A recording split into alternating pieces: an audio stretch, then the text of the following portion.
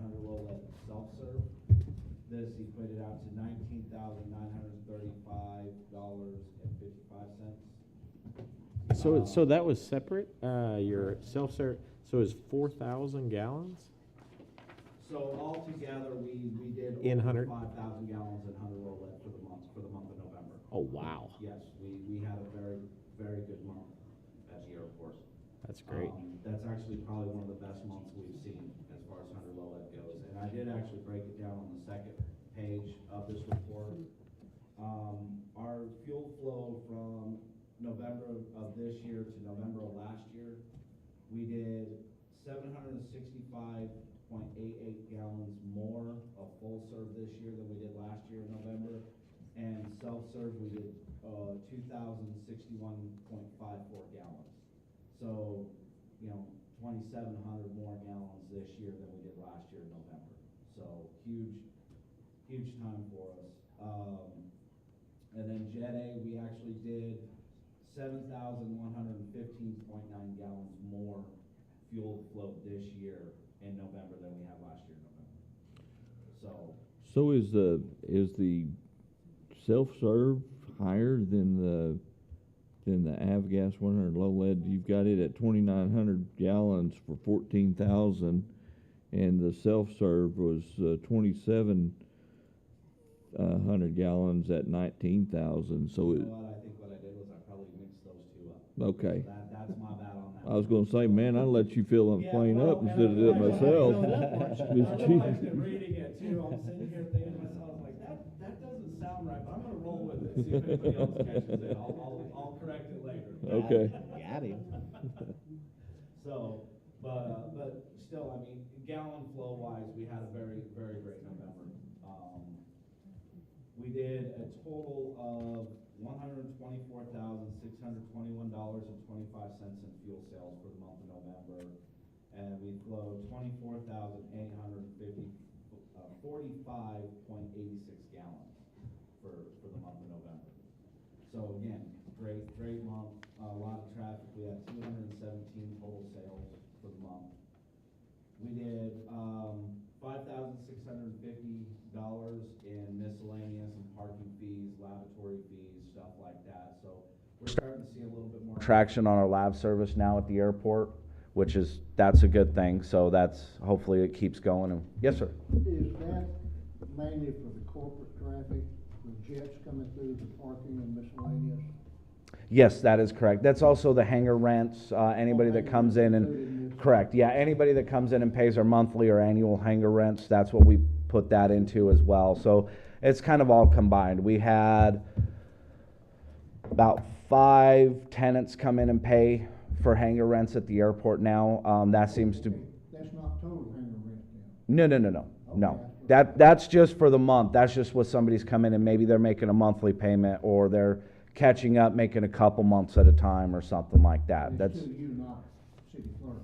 correct. Yeah, That's so- at the airport. So with that being said, because that kind of like makes the numbers odd. Do you have a number that you just did, not including those hangar rents? Because No, I don't. I don't.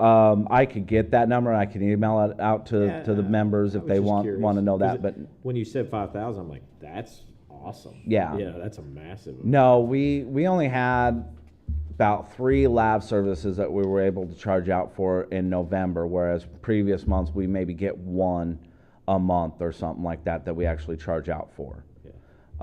And 3, so that's new.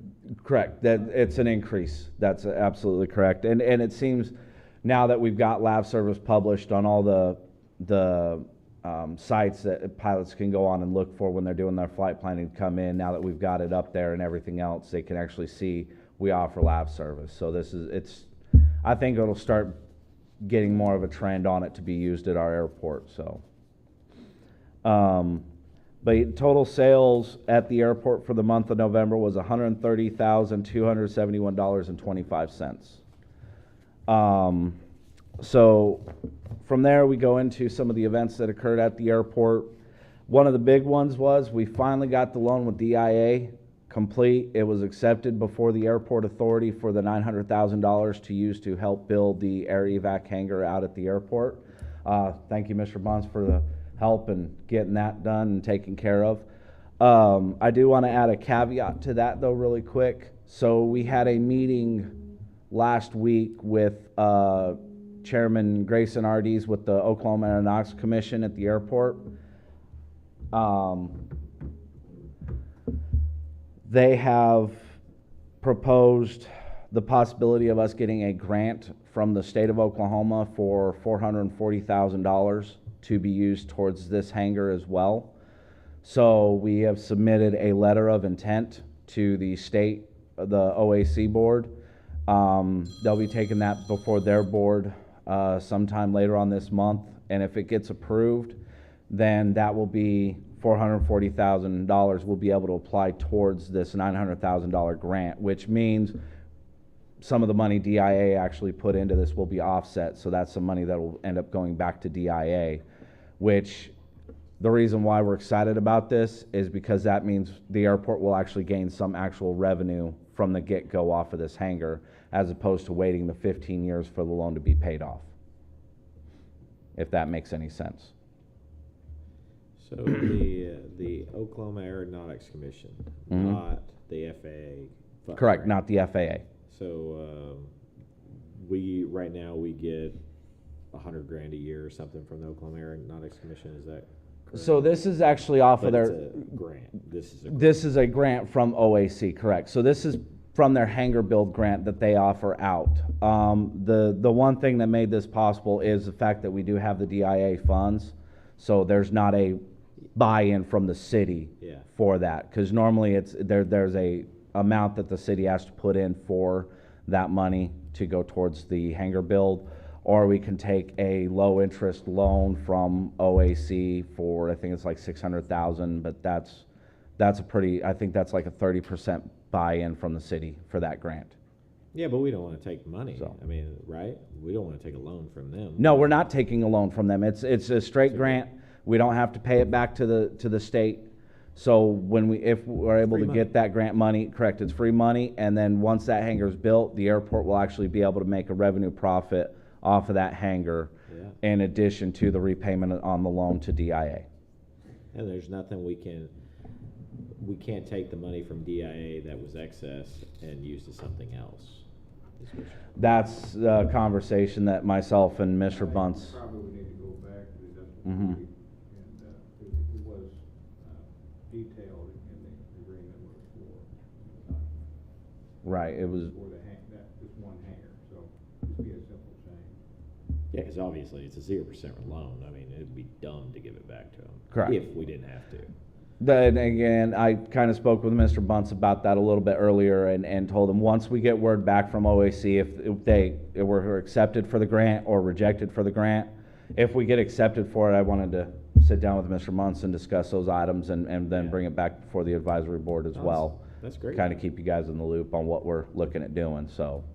So did Grayson think that we were in pretty good shape to be able to get the grant? Yes, yep. Really?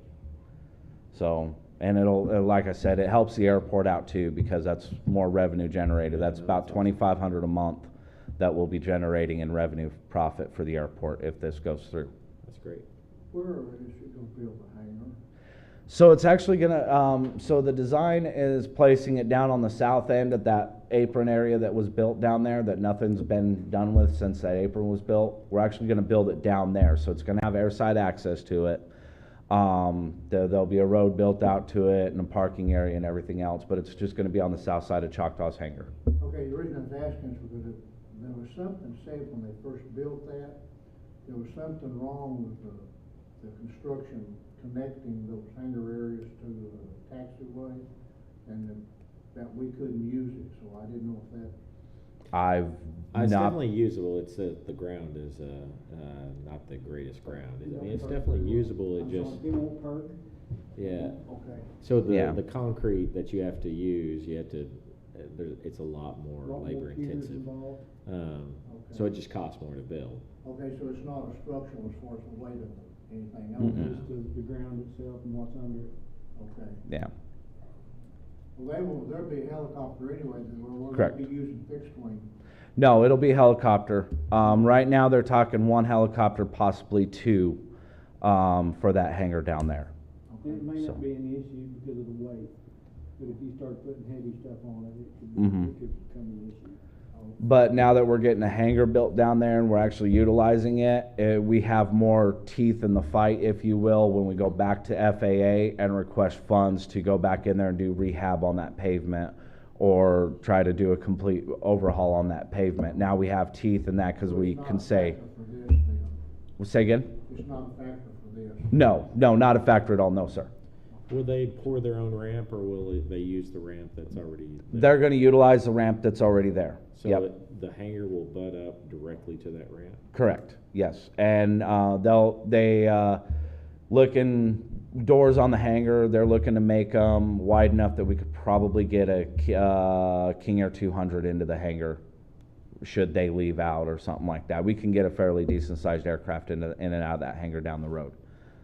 So, and again, as with the pavement, that's more teeth in the fight for that coming down the line, saying, hey, we gotta get this built up so we can actually use it. So, Are they gonna make enough room there for the helicopter to take off and land? yes, sir. Okay. Yep, they'll be able to pull it out on that apron area and have it far enough that have that 15 feet separation from the building and the edge of the blades. I believe that's a requirement that they have to have is 15 feet. How So, often do they fly out? almost daily. If the weather's good, almost daily. They'll have, some days they can have 2 or 3 flights a day. Other days they have 1 or 2. It all just depends on weather, what the crew's doing. If they, yes, well, and the other key aspect of this is they'll be able to go from 12-hour to 24-hour operations. So They're not 24 now. they are not 24 now, so they're turning down a lot of nighttime calls right now. So with the hangar being built and them being allowed to occupy it and operate out of that at 24 hours, their operations are gonna go high. They're gonna go up through the roof. They just don't have a place for the crew, Correct. basically. Right, because they can't stay in the terminal building 24 hours. They can't actually sleep in the terminal building. So the hangar will include a crew quarter? Correct, yes, sir. Yep. So, with that being said, we're gonna have to change the airport rules. Have you looked into that?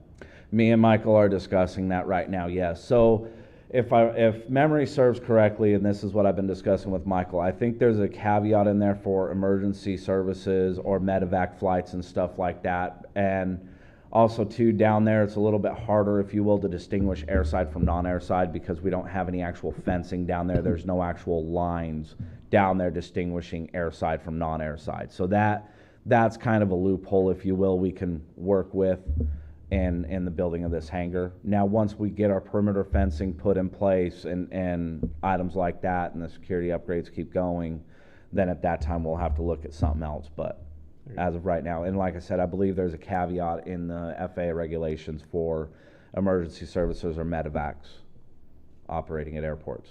Do they have any requirement for fire services to be available for them? So there are fire hydrants that are actually located down there already.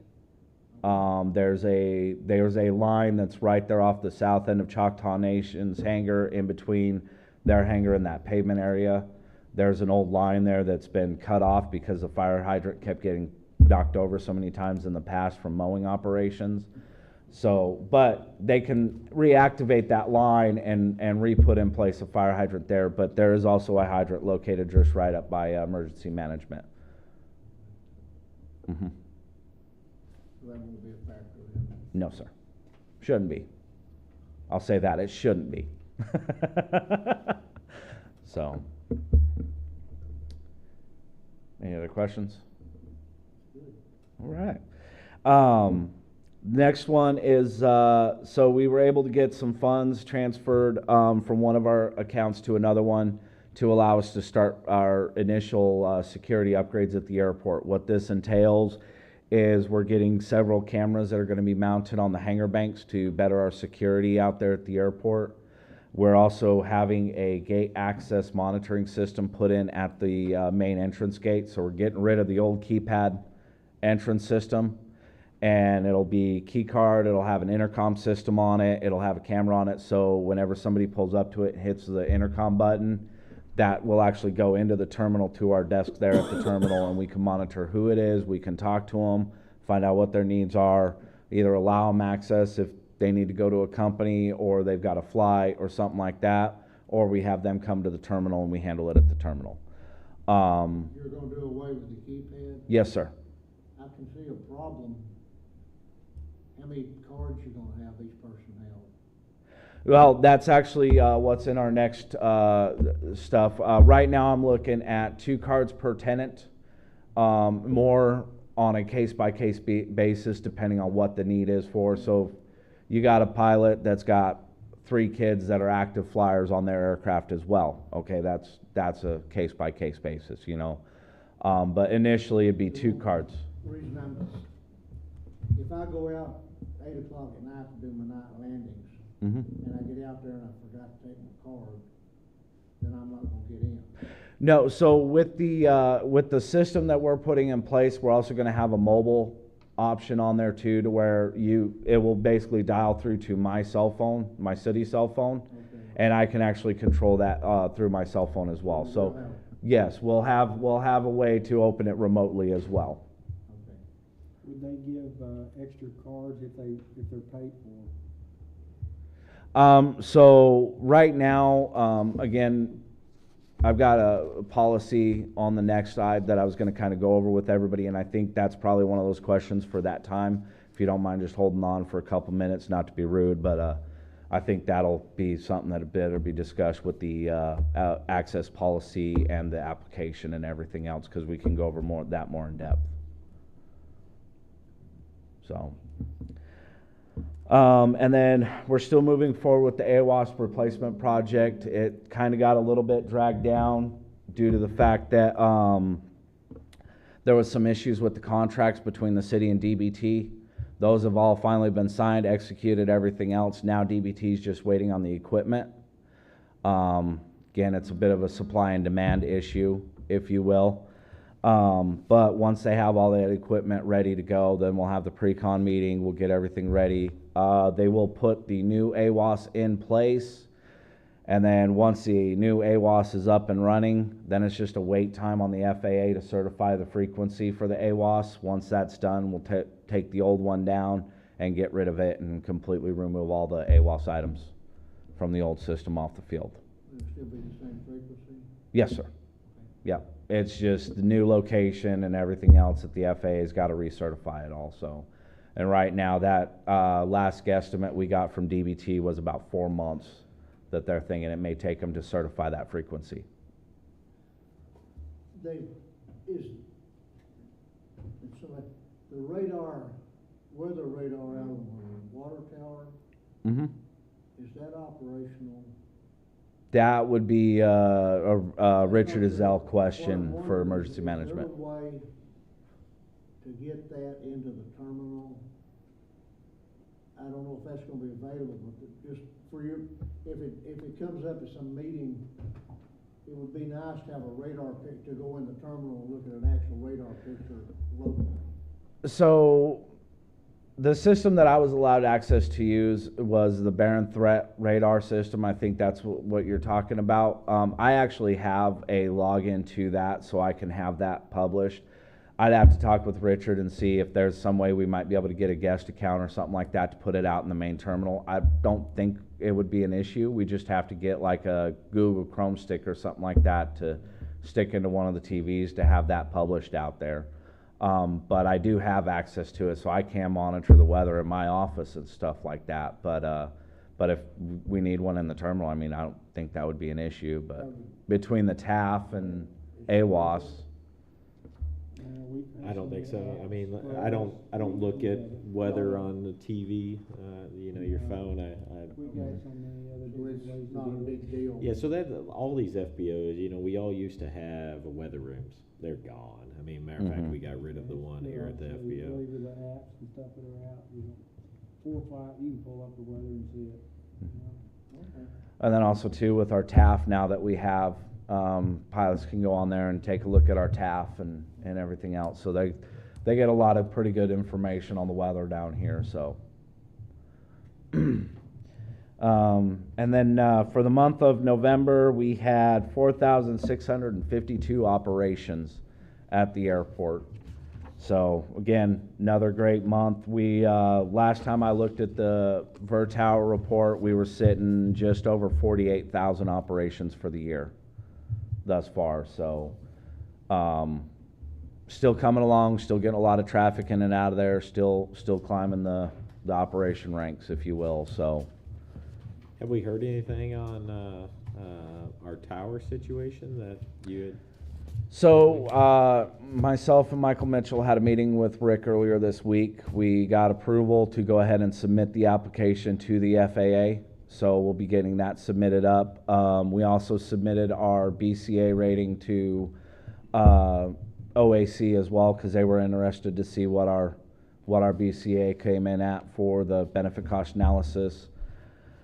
So right now it's just waiting on FAA to get back with us. If we get accepted into the contract tower program, at that point in time, we're also going to start revisiting a lot of our old meetings with some of our congressional members and representative members to discuss about the possibility of receiving funding for the tower build itself. And I did want to clarify one thing. I did misspeak the last time we had talked about the air traffic control tower. I was under the impression that we were going to get one that had radar available on it. We're not. We're not going to be able to get a tower of that capacity at our airport. We just don't have enough daily operations or requirements for something of that. That's I don't a very. think you misspoke, 'cause we were talking about it, Mhm. that it would be nice, but I don't. The question was asked. Dan asked you, and you had said you weren't sure. Right. Grayson doesn't have radar. Correct. Ardmore doesn't have radar. It does not surprise me at all that. Yeah, and I had misspoke. I was thinking in my mind, honestly, the National Guard tower with the radars when I was talking about it, and it's one of those things that we're still trying to work with the National Guard on their temporary tower that they're going to be putting in the summer about trying to get radar on that one. Yeah. But as far as if we do get an actual control tower at the airport, it won't have radar on it.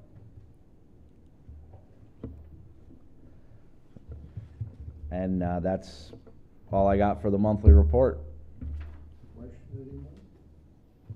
Thank you on that. Okay, it says, the next thing is administration approval of the 24 meeting schedule.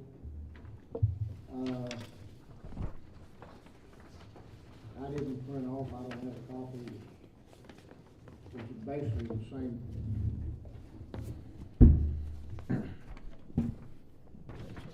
Everybody look at it.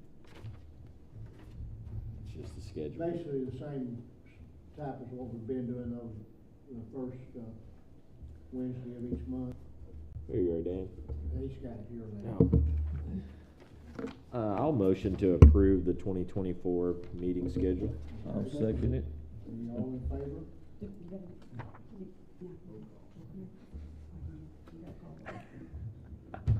Dan Craig, Aye. Casey Duper, Aye. Mark Lambert, Al Olson, Aye. Dan Moore, Aye. Paul Bunce. Okay, so that's approved. Okay, consideration and possible action on approving the Durant Regional Airport gate card policy. So, once again, with the upgrades that we're doing security-wise at the airport, I know we had briefly discussed this in the past. I didn't really have anything tangible for any members of the board to look at, so I wanted to come before the board this time with a policy and an application for a gate card, so that you could look at it, you could kind of read through it. And the biggest thing is with the policy for the security gate cards is getting everybody that's going to get a gate card to understand exactly what the use of the gate card is going to be, what some of the restrictions are, items like that. So with enacting the gate card access as well as the gate card system, we're hoping to achieve three objectives with this. One, protect property by reducing the chance of theft or vandalism. Two, reduce the chance of aircraft or vehicle collisions. 3, prepare for possible security upgrades for future airport improvements. What this ties into is our possible fencing project that we're still working on for down the road. I think this is a good step into this to get everything set in place. We will require, if this is approved, we will require all individuals seeking gate card access to sign a movement, non-movement area sheet. Basically, it's getting tenants out there or anybody getting a gate card to understand where they can and cannot drive on the airfield, meaning if somebody comes in wanting a gate card, new pilot, new tenant, something like that, they understand that, well, they can't just take their car out on the taxiway and go for a joyride. You know, so it kind of making sure they understand where they can and cannot drive. As well as part of this is understanding what equipment they'll need if they have to drive on the movement areas. So flashing lights, orange and white checkered flags, two-way aviation radios, you know, stuff like that. Once the gate cards are issued to anybody that's approved for them, we do have a list here of the possible offenses or what the, if they violate any of our FAA, state, city, or airport rules and regulations or minimum standards, what the violations will incur. So basically for a first offense is a written warning. Second offense is deactivation of gate card for no less than a 24-hour period. Third offense is loss of gate card access privileges for up to 6 months. Again, it's going to take something pretty drastic to receive a violation on that. You know, that's just basically blatantly going out there and saying, I don't care what the airport says, I'm going to do what I want to do. Now, if there are repeat violations after the third offense, the airport director will revoke gate card access privileges indefinitely.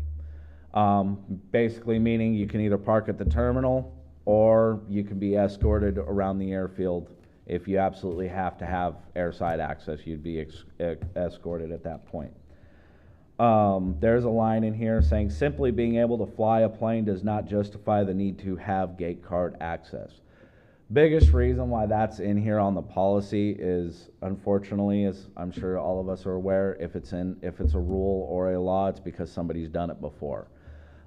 It's just one of those things to get people to understand that just because you can fly an airplane doesn't mean you need to have a gate card access to our airfield. If your plane's down in McAllister, McKinney, you know, wherever else, and you want to get on the airside at our airfield, but you ain't got a plane there, you have no reason to get a gate card. All T-hangar lessees approved by the airport director are allowed either one card for themselves and one for their spouse or designee, or 2 cards for themselves. Issuance of additional gate cards will be on an as-needed basis to entities that have legitimate business on the airfield. So to answer your question, if there is a legitimate, tangible need for additional cards, again, that would be on a case-by-case basis, then we could look at doing that. For like our owners that are out there constantly. You know, Right, we're so- gonna need a card for that. So in that instance, that would actually fall under the business side of the application. And at that point in time, basically any entity that's part of that business that has legitimate need at that airfield will get a card. So if you've got 5 people at the airfield that have legitimate need for them, we'll issue them 5 cards, and they'll each get their own individual card. For tenants, it'll be 2 cards for the tenant lessee, or basically 1 card for them, 1 card for their designee or spouse or something like that. And again, if, like I said, if you got 3 kids that are all flying the same aircraft and you need a card for each one of those, we can review that on a case-by-case basis. Something that for people who don't have a plane but they're renting, Yes, sir. is So again, at that point in time, it's one of those things that that case by case? case by case, but we'll have some temporary cards that we'll have put in place as well. And so they can come in and they can sign for one of those temporary cards. And what they'll do is they'll sign for it, they can take it, use it, but if they don't bring it back, that card gets deactivated and they have to pay for it, or, you know, like a $25 deposit for the temporary card or something like that. The whole point isn't to restrict access. The whole point is to know who has access, right? So it's Absolutely. you know, these people, there's scenarios where it's, hey, should so-and-so have a card? Well, it's not that. It's that we know if so-and-so Mhm. used their card and something came up missing cameras or whatever, we know that that was them, right? Correct, So- yes. Will your system track individual cards? Yes. So the system that we're using is through a company called Verkada. We'll have a camera right there on the card reader itself where the intercom is, so we can see who's in the vehicle. But then we'll also have another camera that overlooks that gate, and this camera will can track license plates, does movement tracking as well, and we can go back through if we have to and review. And it's so detailed we could type in red shirt on the review of it, and it'll actually pull up all the video feeds that have somebody in a red shirt in that camera. Wow. So that's the kind of security system we're getting out there. So we would have the ability to look at vehicles, look at drivers, you know, what's going on. So if something does come up missing, something's messed with, something gets damaged out there, and we can review it and see, okay, whose card was used to access this at this time, who was driving, what the vehicle was, stuff like that. Give us a little bit more ammo for a fight if we need to go after somebody for insurance claims or vandalism claims or illegal dumping, you know, stuff like that. Because that's the other part of the problem we're having at the airport is we have a lot of people that know that PIN code that come in and all they're doing is just throwing their household goods in our roll-off and then they're leaving out. So. Another question for you, you mentioned a while ago movement areas. Mhm. At one time, something was said about restricted driving, like over to the FBO. Yes, sir. Is that, No, so, I mean, originally what the thought plan and process it was with that was we were going to put in place a short-term a zipper line. It's basically a movement, non-movement line that goes over the apron. And that would designate one side for movement, one side for non-movement. And that was to try to eliminate the possibility of vehicle versus airplane collisions and things like that. We're not continuing with that really anymore because of the simple fact that most people out there right now know how to drive on it. And if we do have issues, we're staffed now to where we can be out there relatively quickly to handle any incidents. The other part of it too is it would make it a lot harder for Choctaw VIP to get in and out of the airfield as well. First United Bank, when they have customers coming in and out as well, it caused more issues than initially it helped resolve. so that's the drop then? Correct, yes, sir.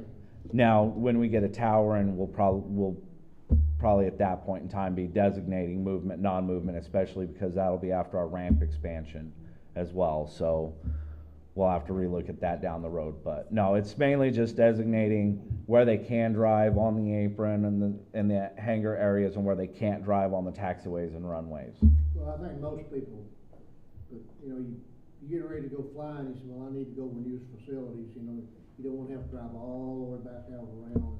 Right. No, and I fully understand that. And yeah, I mean, that a lot of times that's most of our traffic coming up to the terminal anyways, is either somebody coming in to talk to me about something, coming in to bring an issue to notice of our staff, or coming in to use the facilities. So. There's gonna be more than one, access point, or two, or will they use two on that other gate? As of right now, we're just gonna have the one that's back there on the north side of the large red hangar, our main access. Once we get our gate, our security fencing put in place, then at that point in time, we'll actually have a second and I think a third access point as well. So,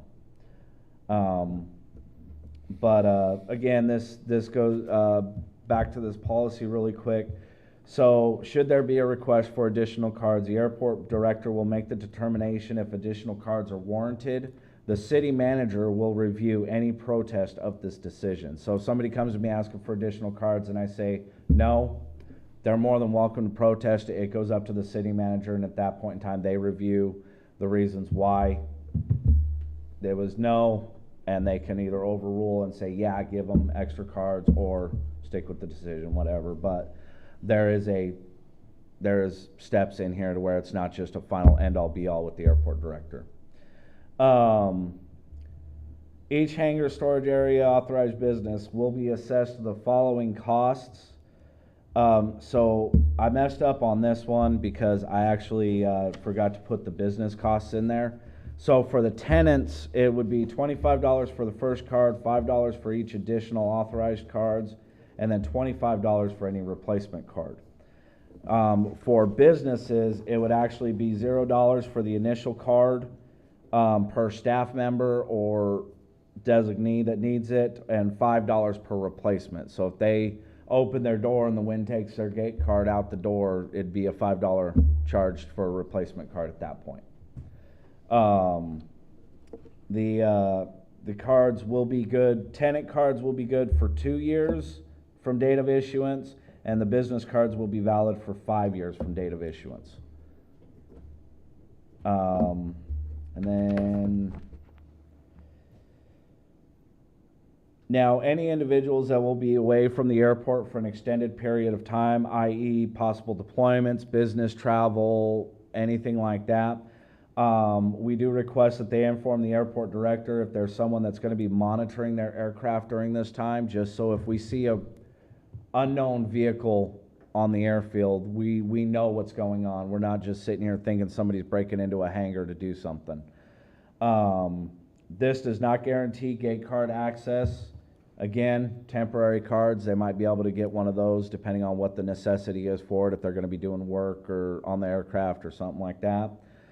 Upon being informed of any individual leaving the airport permanently, the airport administration will deactivate the gate card. That means we won't have active gate cards just floating out there. As soon as somebody leaves the airport permanently, that card gets shut down. So, with that, if anybody has any questions. Sounds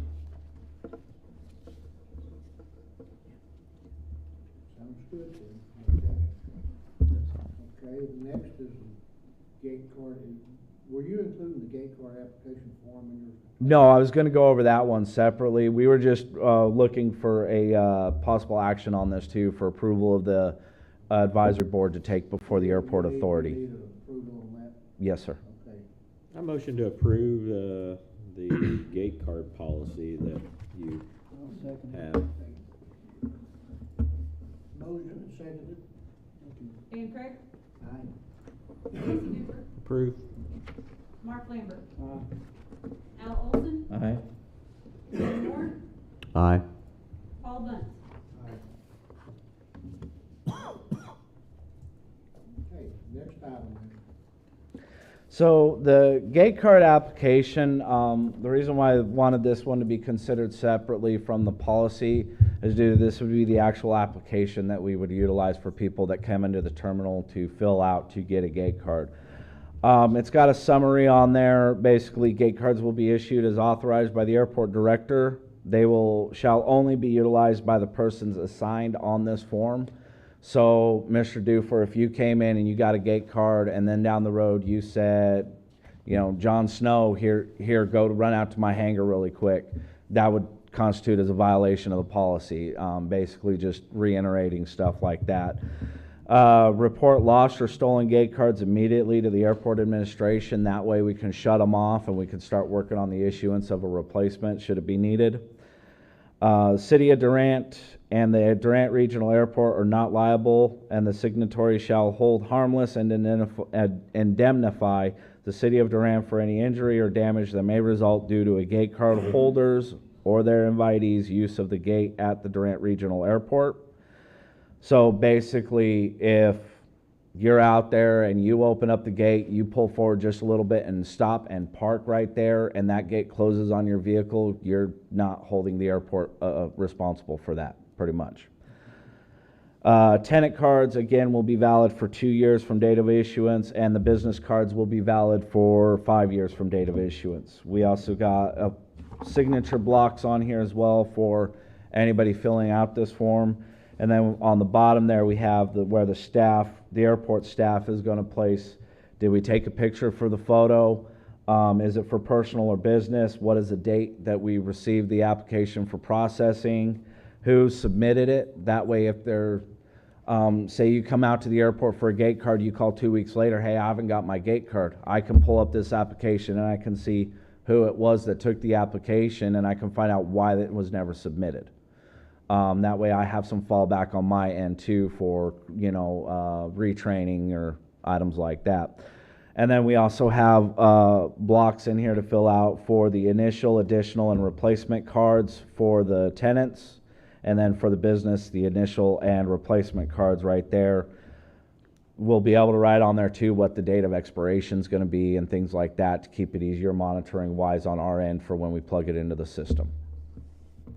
So you're not gonna have the card machine on site? So that's still what we're in the process of determining, because I know we've got a card machine up at emergency management, and then there's a card machine in IT. I am discussing with TJ about putting a card machine at the airport right now. We're trying to figure out all the logistics on that one as well, but that is one of the things we are discussing right now. But somebody that shows up at the airport and they don't have a card and they're just a visitor, you can actually allow them in access if they talk to you through the camera and the speaker about what they're there for. Correct, as long as we can validate that that's what they're there for. We don't want somebody showing up just saying, hey, I'm here to visit so-and-so at his hangar, and we kind of take a look over there and there's nobody at the hangar, no vehicles, no nothing like that. At that point in time, we'd say, you need to come to the terminal, we need to verify you're here to see who you're here to see. Yeah, that's pretty common at other airports. The line guys drive over and say, all right, I'll take you over there. Mhm. Right? I mean, it's And at that point too, we would have one of our staff members escort whoever it is over to where they're going, just to make sure that they get to where they need to go. They don't do anything they're not supposed to. yeah. And then this will also go for the businesses as well. They'll have to sign movement, non-movement forms as well, so they can understand UPS, FedEx, stuff like that. Discussion. Need a motion? I'll motion to approve the gate card application form. I'll second it. Roll call. Dan Craig, Aye. Jason Duper, Aye. Mark Lambert, Aye. Al Olson, Aye. Dan Moore, Aye. Paul Bunce. Motion carries. Okay, the last item is hangar lease inspection. So, this one, a little bit more in depth on what we're planning on revamping out at the airport. So, we're looking at putting in place annual hangar inspections. What this does is this allows the airport to go through and check to make sure that FAA policies and procedures are being followed, that hangar use is being done appropriately, if you will. It does list the initial hangar dates for, if this is approved and accepted, the initial hangar inspection for this would be July 1st through July 5th and July 8th through the 12th of 2024 between 7 a.m. and 12 p.m. Basically, we would ask any tenants to contact the airport administration office, either myself or Jessica, the administrative assistant, by June 24th of 2024 to request a preferred time during one of the available inspection dates. Now, if it's after 12 p.m. or if it's something like maybe on a weekend, as long as we get enough lead time on that, we can facilitate that and make sure that I'm available to get out there and conduct that inspection, or one of our staff members will be able to.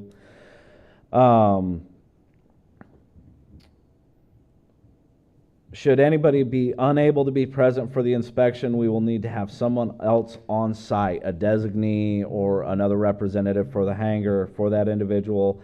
And this is to sign any necessary paperwork on the tenant's behalf or possibly provide access. So if it's to a hangar who we don't, for some reason, have access to, we'll need to have access to that.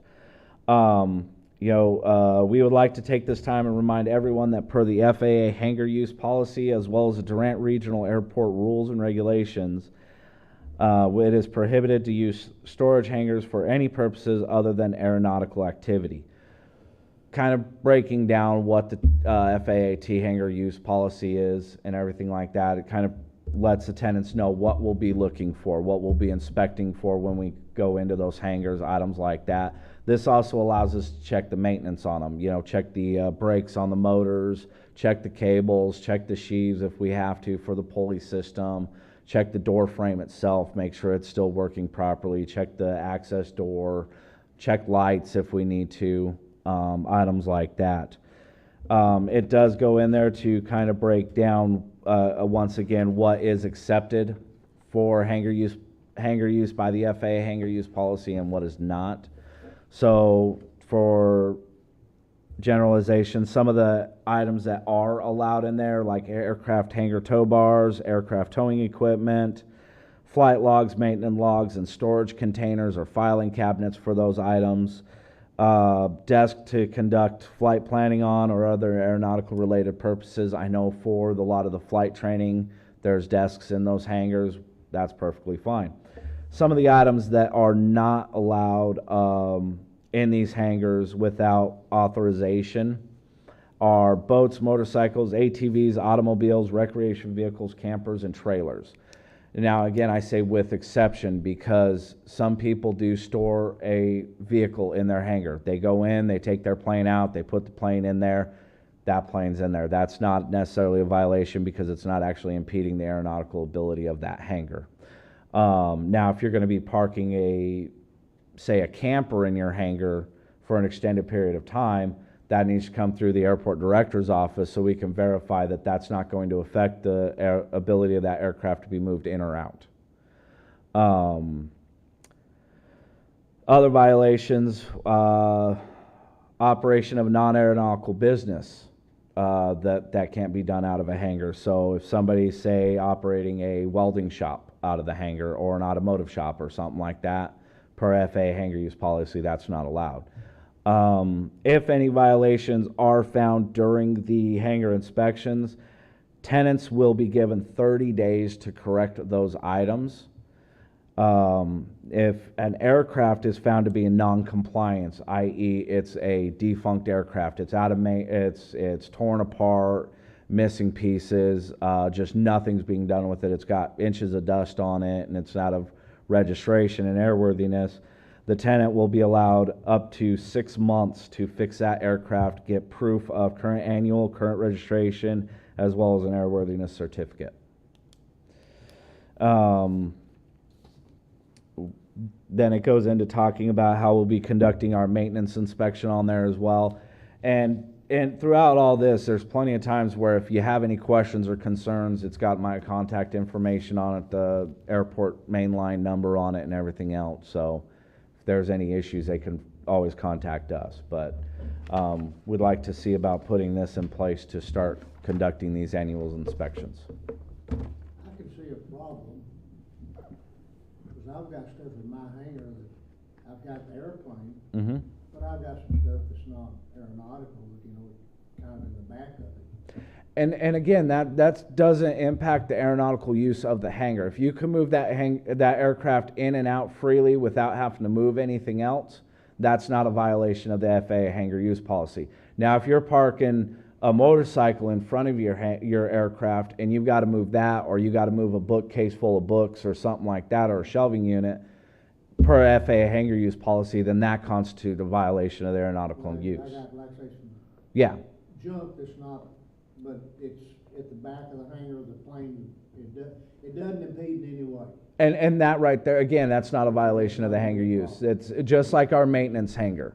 We have all our maintenance equipment in one of the hangars, but it's technically not a violation because we can still move an aircraft in and out of that, and we do offer it for overnight hangar use. You make me clean my hangar out. Good for the soul. So, but I'll motion to approve the hangar inspection. Okay, second? I'll second it. Okay. Dan Craig? Casey Duper? Aye. Mark Lambert? Al Olson? Aye. Dan Moore? Paul Lentz? So the motion carries. Okay, down to new business. Any new business?